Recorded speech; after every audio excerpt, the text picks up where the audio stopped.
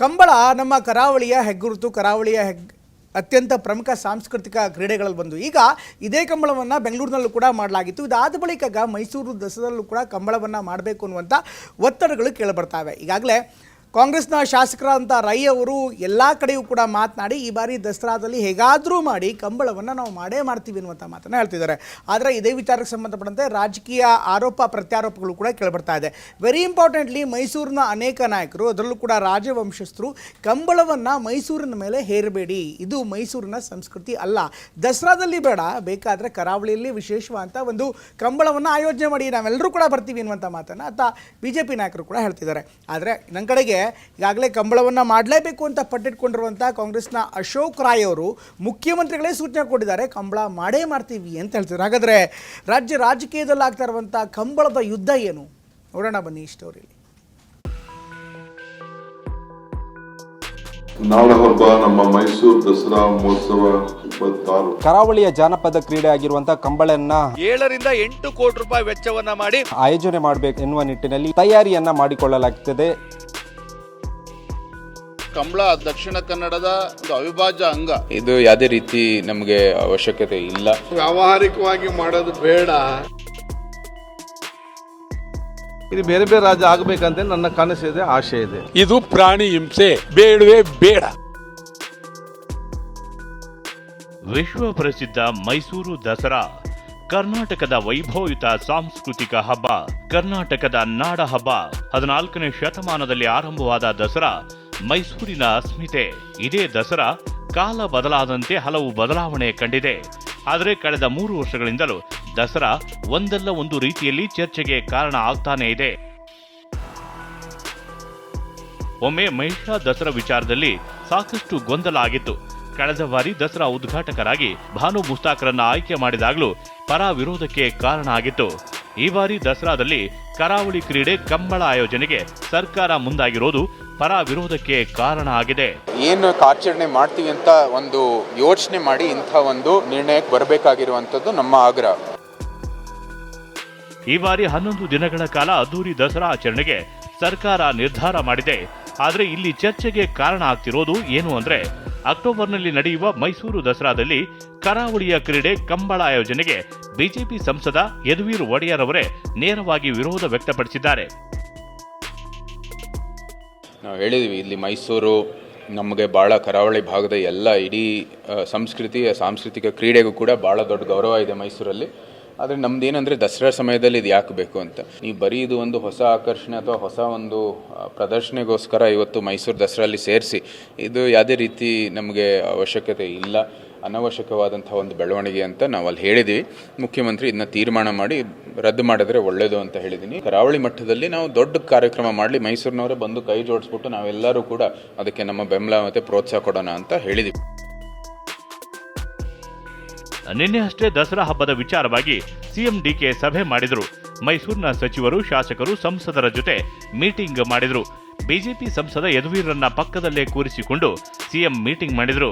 October 11ರಂದು Chamundi ಬೆಟ್ಟದಲ್ಲಿ Dasara ಉದ್ಘಾಟನೆಗೊಳ್ಳಲಿದ್ದು, October 21ರಂದು ಜಂಬೂ ಸವಾರಿ ನಡೆಯಲಿದೆ. 11 ದಿನ ವೈಭವದ ದಸರಾ ಆಚರಣೆ ಮಾಡೋದಾಗಿ ಸಿಎಂ ತಿಳಿಸಿದ್ದಾರೆ. ಇನ್ನು ದಸರಾದಲ್ಲಿ ಮೊದಲ ಸಲ ಕಂಬಳ ಆಯೋಜನೆ ಕುರಿತು ಚರ್ಚೆ ನಡೆಯಿತು. ಸಭೆಯಲ್ಲೇ ಸಂಸದ ಯದುವೀರ್ ಒಡೆಯರ್ ಆಕ್ಷೇಪ ಎತ್ತಿದ್ದಾರೆ. ಇದು ಯಾವುದೇ ರೀತಿ ನಮಗೆ ಅವಶ್ಯಕತೆ ಇಲ್ಲ. ಸರ್ಕಾರಕ್ಕೆ ದಸರಾವನ್ನೇ ಸಮರ್ಥವಾಗಿ ಮಾಡೋಕೆ ಆಗ್ತಿಲ್ಲ. ಕಂಬಳ ಸೇರಿಸುವ ಮೂಲಕ ಮತ್ತೊಂದು ದೊಡ್ಡ ವೈಫಲ್ಯ ಮಾಡೋದು ಬೇಡ ಅಂತ ಬಿಜೆಪಿ ಸಂಸದ ಯದುವೀರ್ ಆಕ್ಷೇಪ ವ್ಯಕ್ತಪಡಿಸಿದ್ದಾರೆ. ಆದರೆ ಕಂಬಳ ಸಮಿತಿ ಅಧ್ಯಕ್ಷ ಶಾಸಕ ಅಶೋಕ್ ಕುಮಾರ್ ರೈ ಏನ್ ಹೇಳ್ತಾರೆ ಅಂದ್ರೆ, ಮೈಸೂರಿನಲ್ಲಿ ಕಂಬಳ ಆಯೋಜನೆಗೆ ಸಿಎಂ ಅವಕಾಶ ನೀಡಿದ್ದಾರೆ ಅಂತಿದ್ದಾರೆ. ಇನ್ನೊಂದು ಬೇರೆ ಬೇರೆ ಕಾರ್ಯಕ್ರಮ ಸೇರಿಸೋ ಮೂಲಕ ನಿಮ್ಗೆ ಆಗಲೇ ಇಷ್ಟೊಂದು ಕಾರ್ಯಕ್ರಮ ಮಾಡೋದಕ್ಕೆ ಒಂದು ಸಮರ್ಥ ರೀತಿಯಲ್ಲಿ ಮಾಡೋದಕ್ಕೆ ನಿಮ್ಗೆ ಆಗ್ತಾ ಇಲ್ಲ. ಇದನ್ನು ಸೇರಿಸಿ ನಿಮ್ಗೆ ಇನ್ನೊಂದು ದೊಡ್ಡ ವೈಫಲ್ಯವನ್ನು ತೋರ್ಸಕ್ಕೆ ಏನಕ್ಕೆ ಬರ್ತಾ ಇದೆ. ಮುಖ್ಯಮಂತ್ರಿಗಳು ಆಯಿತು ಗ್ರೀನ್ ಸಿಗ್ನಲ್ ಒಂದು ಹಂತವಾಗಿ ಕೊಡುವಂಥ ಕೆಲಸವನ್ನು ಮಾಡಿದ್ದಾರೆ. ಮುಂದೆ ಹೋಗಿ ಅನ್ನೋ ವಿಚಾರವನ್ನು ಹೇಳಿದ್ದಾರೆ. ಅದಕ್ಕೆ ತಯಾರಿಗಳು ಏನು ಬೇಕು ಅದನ್ನು ಮಾಡಬೇಕು ಅನ್ನೋ ವಿಚಾರವನ್ನು ಆಯಿತು ಮುಂದೆ ಹೋಗಿ ಅಂತ ಹೇಳಿದ್ದಾರೆ. ಇನ್ನೊಂದು ದಿವಸದಲ್ಲಿ ಇನ್ನಷ್ಟು ಚರ್ಚೆಗಳನ್ನು ಮಾಡಿ ಅದರ ವಿವರವಾಗಿ ಹೇಗೆ ಮಾಡಬೇಕು ಅನ್ನೋ ಯಾವ ರೀತಿಯಲ್ಲಿ ಮಾಡಬೇಕು ಅನ್ನೋ ವಿಚಾರವನ್ನು ತಿಳಿಸ್ತೇನೆ. ಈಗಾಗಲೇ ಪುತ್ತೂರು ಶಾಸಕ ಅಶೋಕ್ ಕುಮಾರ್ ರೈ ಸ್ಥಳ ಪರಿಶೀಲನೆ ನಡೆಸಿದ್ದಾರೆ. 2 ದಿನಗಳ ಕಾಲ 7 ರಿಂದ 8 ಕೋಟಿ ರೂಪಾಯಿ ವೆಚ್ಚದಲ್ಲಿ ಕಂಬಳ ಆಯೋಜಿಸುವುದಕ್ಕೆ ಸಿದ್ಧತೆ ಆಗಿದೆ. ಮೂಲಗಳ ಪ್ರಕಾರ 150ಕ್ಕೂ ಹೆಚ್ಚು ಜೋಡಿ ಕೋಣಗಳನ್ನು ಕಂಬಳಕ್ಕೆ ಕರೆಸಲು ಪ್ಲಾನ್ ಮಾಡಲಾಗಿದೆ. ದಸರಾ ಸಮಯದಲ್ಲಿ ಕಂಬಳ ಯಾಕೆ ಬೇಕು? ದಸರಾವನ್ನ ವ್ಯಾವಹಾರಿಕ ಮಾಡಬೇಡಿ. ಮುಂದಿನ ದಿನಗಳಲ್ಲಿ ಪ್ರತಿಭಟನೆ ಮಾಡೋದಾಗಿ ಬಿಜೆಪಿ ನಾಯಕರು ಎಚ್ಚರಿಕೆ ಕೊಟ್ಟಿದ್ದಾರೆ. ಏನು ಆಚರಣೆ ಮಾಡ್ತೀವಿ ಅಂತ ಒಂದು ಯೋಚನೆ ಮಾಡಿ ಇಂಥ ಒಂದು ನಿರ್ಣಯಕ್ಕೆ ಬರಬೇಕಾಗಿರುವಂಥದ್ದು ನಮ್ಮ ಆಗ್ರಹ. ಈ ಥರ ಅನಿರೀಕ್ಷಿತವಾದಂಥ ಒಂದು ಕೆಲಸಗಳು ಮಾಡೋದು ಬೇಕಾಗಿಲ್ಲ ಅಂತ ನಾವು ಹೇಳಿದ್ವಿ. ಕಂಬಳ ದಕ್ಷಿಣ ಕನ್ನಡದಲ್ಲೇ ರಾಜ್ಯ ಸರ್ಕಾರವೇ ಮುತುವರ್ಜಿ ವಹಿಸಿ ಇನ್ನೂ ಯಶಸ್ವಿಯಾಗಿ ಮಾಡಲಿ, ಅದಕ್ಕೆ ನಮ್ಮ ಸಂಪೂರ್ಣ ಬೆಂಬಲ ಇದೆ. ಯಾಕಂದರೆ ಕಂಬಳ ಅದರದ್ದೇ ಆದಂಥ ಒಂದು ದಕ್ಷಿಣ ಕನ್ನಡದ ಒಂದು ಅವಿಭಾಜ್ಯ ಅಂಗ, ಅಲ್ಲಿಯ ಸಂಸ್ಕೃತಿಯನ್ನು ಬಿಂಬಿಸ್ತಕ್ಕಂಥದ್ದು ಕಂಬಳ. ಹಾಗಾಗಿ ಅದು ಇನ್ನೂ ಕೂಡ ಅದ್ದೂರಿಯಾಗಿ ಮಾಡಲಿ, ಇನ್ನೂ ಚೆನ್ನಾಗಿ ಮಾಡಲಿ, ಅದ್ರ ಬಗ್ಗೆ ನಮ್ಮದೇನೂ ಅಭ್ಯಂತರ ಇಲ್ಲ. ಅಲ್ಲ, ಈಗ ಒಟ್ಟು ಅದು ವ್ಯಾವಹಾರಿಕವಾಗಿ ಮಾಡೋದು ಬೇಡ, ಅಲ್ಲಲ್ಲಿ ಅದರ ಶೈಲಿ ಇದೆ. ದಸರಾ ಸಾಂಪ್ರದಾಯಿಕವಾಗಿ ಏನು ನಡೀತಾ ಇದೆ ಅದನ್ನು ಮಾತ್ರ ಮಾಡಲಿ, ಇದು ಕಮರ್ಷಿಯಲ್ ಅಂತ ಆಗುತ್ತೆ. ಬಿಜೆಪಿ ನಾಯಕರ ಆಗ್ರಹಕ್ಕೆ ಕೇಂದ್ರ ಸಚಿವ ಎಚ್ ಡಿ ಕುಮಾರಸ್ವಾಮಿ ಕೂಡ ಧ್ವನಿಗೂಡಿಸಿದರು. ಕಂಬಳ ಕರಾವಳಿಯ ಹಸಿರು ನೀರಿನ ಸಂಗಮಕ್ಕೆ ಸರಿ ಹೋಗುತ್ತೆ, ಮೈಸೂರು ದಸರಾ ಉತ್ಸವಕ್ಕೆ ಸೇರಿಸುವುದು ಬೇಡ ಅಂತ ಟ್ವೀಟ್ ಮಾಡಿದರು. ಆದರೆ ಕಾಂಗ್ರೆಸ್ ನಾಯಕರು ಕಂಬಳ ಆಯೋಜನೆ ಬಗ್ಗೆ ಸಮರ್ಥನೆ ಮಾಡಿಕೊಂಡಿದ್ದಾರೆ. ನಮ್ಮ ಸಂಸ್ಕೃತಿ, ನಮ್ಮ ಪರಂಪರೆ, ನಮ್ಮ ಸಾಹಿತ್ಯ, ನಮ್ಮ ಕಲೆ ಇವೆಲ್ಲ ಜನಗಳಿಗೆ ಹೋಗಬೇಕಲ್ವ. ಈಗ ಈ ಮುಂದಿನ ಪೀಳಿಗೆ ಏನಾಗಿದೆ, ಈಗ ನಾವು ಜನ್ಜಿ ಹೇಳ್ತೀವಲ್ಲ, ಜನ್ಜಿ, ಈಗ ಅವರಿಗೆ ಗೊತ್ತಾಗಬೇಕಲ್ಲ ದಸರಾ ಅಂದ್ರೇನು, ದಸರಾದ ಹಿನ್ನೆಲೆ ಏನು. ನಾನು ಕಂಬಳದ ಒಬ್ಬ ಅಭಿಮಾನಿಯಾಗಿ, ತುಳುನಾಡಿನ ಜಿಲ್ಲೆಯವನಾಗಿ, ನಾನು ಕಂಬಳ ಎಲ್ಲ ಬರೇ ನಮ್ಮ ಇಲ್ಲಿ ಅಲ್ಲ ಅಂತಲ್ಲ, ಇಲ್ಲಿ ನಮ್ಮ ರಾಜ್ಯದಲ್ಲಿ ಅಂತಲ್ಲ, ಇದು ಬೇರೆ ಬೇರೆ ರಾಜ್ಯ ಆಗಬೇಕಂತೇಳಿ ನನ್ನ ಕನಸಿದೆ, ಆಶೆ ಇದೆ. ಅದು ಮಾಡಬೇಕಾ ಬೇಡವಾ ಏನಂತೇಳಿ ಅಲ್ಲಿ ಸ್ಥಳೀಯ ಮಟ್ಟ ಕೂತ್ಕೊಂಡು ಚರ್ಚೆ ಮಾಡ್ತಾರೆ. ಅದಕ್ಕೆ ಕಂಬಳ ನಡೆಸೋದಕ್ಕೆ ಜಿಲ್ಲಾಡಳಿತಕ್ಕೆ ಹೊರೆ ಆಗೋದಾದ್ರೆ ನಾವೇ ದಾನಿಗಳನ್ನ ಸೇರಿಸ್ತೀವಿ ಅಂತ ರಾಜ್ಯ ಕಂಬಳ ಸಂಘದ ಅಧ್ಯಕ್ಷ ದೇವಿ ಪ್ರಸಾದ್ ಶೆಟ್ಟಿ ಹೇಳಿದರು.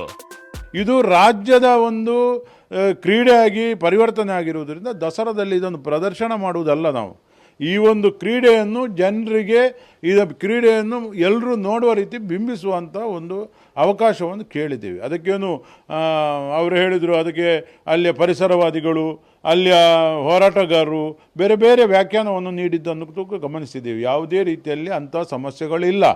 ನಿಮಗೆ ಕಂಬಳದಿಂದ ಹೊರೆ ಆಗುವುದಾದರೆ ನಾವೇ ಆ ಕಂಬಳಕ್ಕೆ ಸಹಕಾರ ಮಾಡುವಂಥ ಅನೇಕ ನಮ್ಮ ದಾನಿಗಳಿದ್ದಾರೆ. ಮೈಸೂರು ದಸರಾದಲ್ಲಿ ಕಂಬಳ ಬೇಡ ಅಂತ ವಾಟಾಳ್ ನಾಗರಾಜ್ ವಿರೋಧ ವ್ಯಕ್ತಪಡಿಸಿದ್ದಾರೆ. ಇದು ಪ್ರಾಣಿ ಹಿಂಸೆ. ನಿಮ್ಗೆ ಹೇಳೋದಾದ್ರೆ ಆನೆಗಳನ್ನು ಮಾಡಬಾರ್ದು, ಅದು ಒಳ್ಳೇದಲ್ಲ. ಸುಮಾರು 700 kg ಅಂಬಾರಿನ ಒಂದು ಆನೆ ಮೇಲೆ ಇಟ್ಟರೆ ಗತಿ ಏನು? ಆದ್ರೆ ಏನು ನಡ್ಕೊಂಡು ಬಂದಿದೆ ಇಡೀ ಇತಿಹಾಸದಲ್ಲಿ ಅನ್ನೋದು ಬಿಟ್ರೆ ಕಂಬಳ ಬೇಡವೇ ಬೇಡ. ಮೈಸೂರು ದಸರಾ ಕಲೆ, ಸಂಸ್ಕೃತಿ, ಪರಂಪರೆ ಆಚರಣೆಯಾಗಿದೆ. ಇದಕ್ಕೆ ಕಂಬಳ ಕ್ರೀಡೆ ಸೇರಿಸುವುದು ಬೇಡ ಅನ್ನೋದು ವಿರೋಧಿಸುವವರ ವಾದವಾಗಿದೆ. ಕಂಬಳದ ವಿಚಾರ ಮುಂದಿನ ದಿನದಲ್ಲಿ ಏನಾಗುತ್ತೆ? ಮೈಸೂರು ದಸರಾದಲ್ಲಿ ಕಂಬಳ ನಡೆಯುತ್ತಾ ಇಲ್ವಾ ಅನ್ನೋದನ್ನ ಕಾದು ನೋಡಬೇಕಿದೆ. ರಾಮ್, TV9 ಮೈಸೂರು.